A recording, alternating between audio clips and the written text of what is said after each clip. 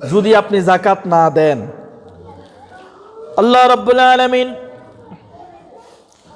কুরআনুল কারীমের সূরা তাওবার 34 নম্বর আয়াতে বলেছেন, ওয়াল্লাযীনা ইয়াকনিজুনাজ যাহাবা ওয়াল ফিদ্দাতা ওয়ালা ইউনফিকুনাহা ফি সাবিলিল্লাহি ফাবাশশিরহুম বিআযাবিন আলীম ইয়াওমা ইউহমা আলাইহা ফি নারি জাহান্নাম ফাতুকওয়া বিহা জিবাহুহুম ওয়া জুনুবুহুম ওয়া যুহুরুহুম হাযা মা কানাসতুম লিআনফুসিকুম ফাযুকু মা কুনতুম তাকনিজুন। আল্লাহর বান্দা, তুমি যে সম্পদ, যে সোনা গহনা, যে টাকা পয়সা তুমি জমা করে যাচ্ছ, এই পৃথিবীতে যেগুলো তুমি মজুদ করে যাচ্ছ, হাসর ময়দানে আল্লাহ রাব্বুল আলামিন এই সম্পদগুলোকে জাহান্নামের আগুনে গরম করে তোমার কপালের মধ্যে, পেটের মধ্যে আর পিঠের মধ্যে সেঁক দিবে আর বলবে, হাযা মা কানাসতুম লিআনফুসিকুম ফাযুকু মা কুনতুম তাকনিজুন।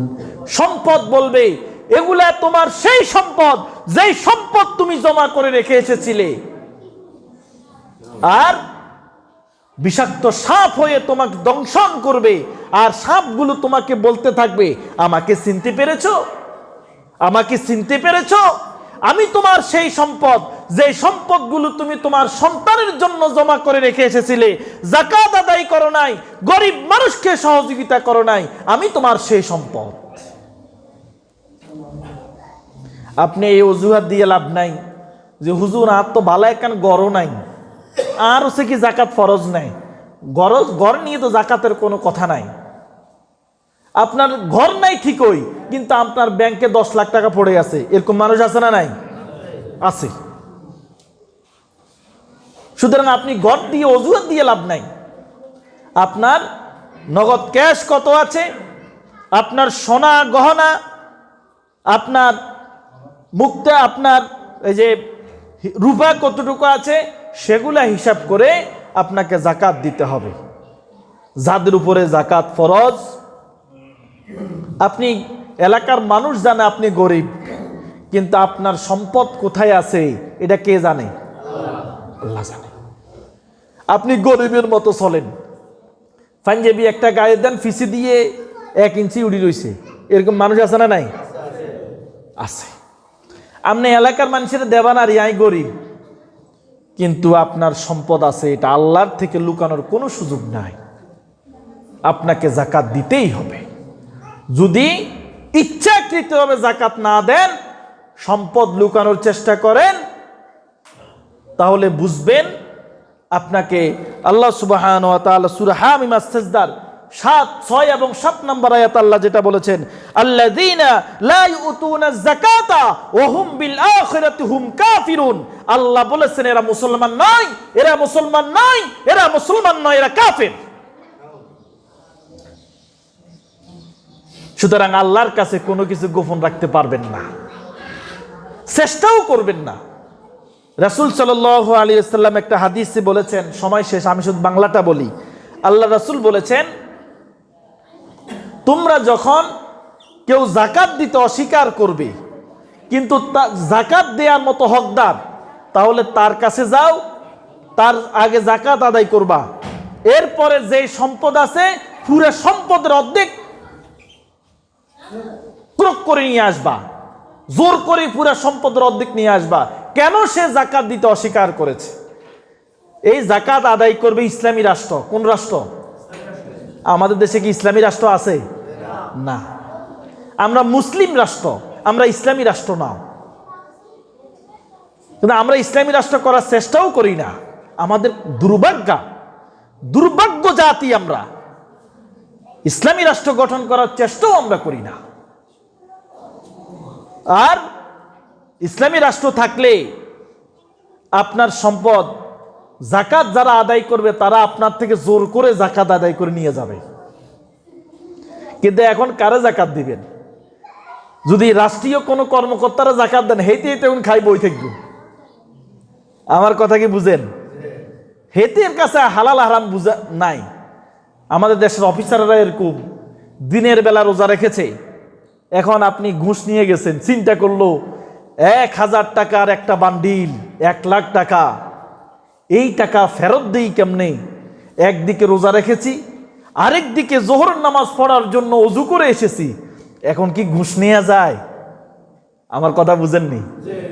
এই মুহূর্তে তো ঘুষ নেওয়া যায় না। কি করে? ডয়ারটা টান দিয়ে বলে এখানে রাখেন, হাত দিয়ে ধরে না, ওযু করে এসছে তো। তার কি ঘুষ নেওয়া হয়েছে না হয় নাই? আমাদের দেশটা হলো এরকম, এর জন্য আমরাই দায়ী। আসুন, যাদের উপরে জাকাত ফরজ হয়েছে ব্যক্তিগতভাবে জাকাত দিয়ে দিতে হবে। জাকাত আপনি যাকে দিচ্ছেন 8 শ্রেণীর মানুষ, তাদেরকে জাকাত দেয়া যাবে। ইচ্ছা করলে জাকাতের টাকা মসজিদে দিয়ে দিবেন, হবে না। ইচ্ছা করলে জাকাতের টাকা দিয়ে আপনি রাস্তাঘাট করে দিবেন, ফুল করে দিবেন, এগুলো হবে না। জাকাতের ব্যয়ের আল্লাহ তাআলা নির্ধারিত খাত বলে দিয়েছেন, ইন্নামাস সাদাকাতু লিল ফুকারাই, ফকিরকে দেয়া যাবে, ওয়াল মাসাকিন, মিসকিনকে দেয়া যাবে, ওয়াল আমিলিনা আলাইহা। এমন রাষ্ট্রীয় ব্যবস্থাপনায় যদি এরকম থাকে, সেটা যারা জাকাত আদায় করে নেয় কর্মকর্তা কর্মচারী, তাদের বেতনটাও এ জাকাত থেকে দেয়া যাবে। ওয়াল মুআল্লাফাতি কুলুবুহুম, এমন ব্যক্তি যে অমুসলিম, যারে দিলে মনে হয় যে মুসলমান হওয়ার সম্ভাবনা আছে, যারে জাকাতের টাকা দিলে বোঝা যায় যে এই লোকটা ইসলামের বিরোধিতা করতো না, ইসলাম গ্রহণ করবে না, ঠিক আছে, কমপক্ষে ইসলামের বিরোধিতা করবে না, এদেরকে জাকাতের টাকা দেখা যায়। ওয়াফির রিকাব ওয়াল গারিমিনা ওয়াফি সাবিলিল্লাহি ওয়া ইবনাস সাবিলি ফরিদাতাম মিনাল্লাহ, ঋণগ্রস্ত ব্যক্তি যে ঋণের ভারে দাঁড়াইতে পারতেছে না। আমাদের সমাজ সহ বিভিন্ন সমাজে ঘরে খাওয়ার নাই, ঋণের তাড়নায় স্বামী বেচারা ফাঁসি দিয়ে মরে যায়, এরকম ঘটনা আছে না নাই? আছে। কিন্তু আমরা ফাঁসের লোক পরে আফসোস করি, আহারে বেটা তুই পাগলা, কিল্লে ফাঁসি দিলি, কিন্তু জীবিত থাকতে তার খোঁজ আমরা নেই নাই, গোপনে তাকে গিয়ে জাকাত দিয়ে আসা যায়। এরপরে ফি সাবিলিল্লাহ, আল্লাহর পথে জিহাদের ক্ষেত্রে এই টাকা ব্যবহার করা যায়। ওয়াবনা সাবিলি, মুসাফির যে ঢাকা থেকে এখানে আসছে, সে অনেক টাকার মালিক, ডাকাইতে তার সমস্ত সবকিছু হাইজাকারে নিয়ে গেছে, এরকম ঘটনা আছে না নাই?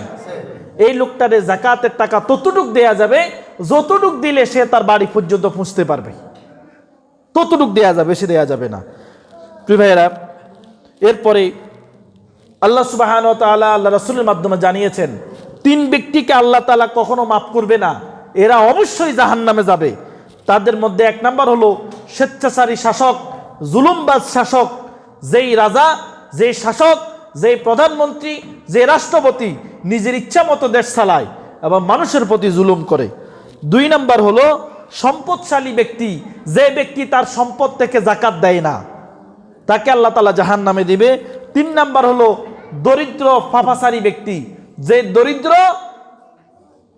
দরিদ্র আছে এরপর সে ফাফাসার করে, পাপ করে, অন্যায় করে, আল্লাহ এই 3 ব্যক্তিকে জাহান্নামে দিবে। আসুন, আমরা যাদের উপরে জাকাত ফরজ হয়েছে, আপনি গরিব, আপনার কাছে মনে হয়, বাড়িতে যাই তারপরে বসে বসে হিসাব করেন যে আমার উপরে জাকাত ফরজ কিনা।